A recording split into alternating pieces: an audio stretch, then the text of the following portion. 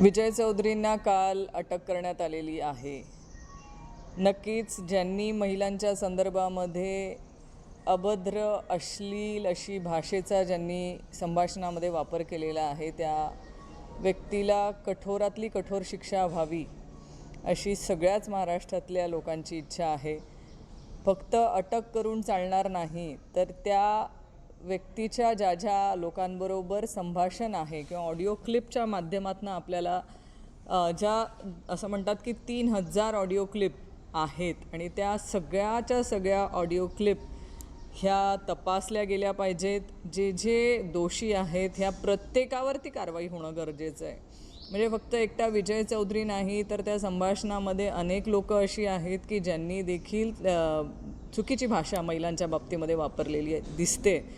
तर त्या सगळ्यांवरती देखील पोलीस आणि सरकार कारवाई करणार का? ही असली भाषा महाराष्ट्रातली जनता तरी खपवून घेणार नाही। माझी या निमित्ताने सरकारला विनंती आहे की ज्या ऑडिओ क्लिप्स आज मार्केटमध्ये पुढे आलेल्या आहेत त्यामध्ये भारतीय जनता पार्टीच्याच महिला नेत्या किंवा महिला पदाधिकाऱ्यांच्या बाबतीमध्ये देखील चुकीची भाषा वापरलेली आपल्याला बघायला मिळते। तर ही भाषा भारतीय जनता पार्टीचे नेते कसे खपवून घेऊ शकतात?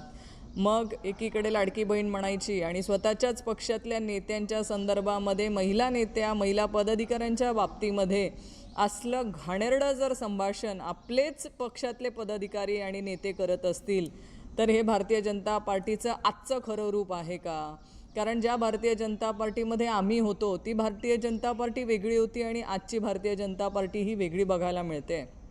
कारण चेकाळने ह्या शब्दावरती जे महाभाग नेते आंदोलन करत होते जळगाव जिल्ह्यामध्ये, आज तेच नेते त्यांच्याच पक्षातल्या महिला पदाधिकाऱ्यांच्या आणि नेत्यांच्या बाबतीमध्ये जी अश्लील भाषा विजय चौधरीने वापरलेली आहे त्यावर एकही आंदोलन करताना दिसले नाही।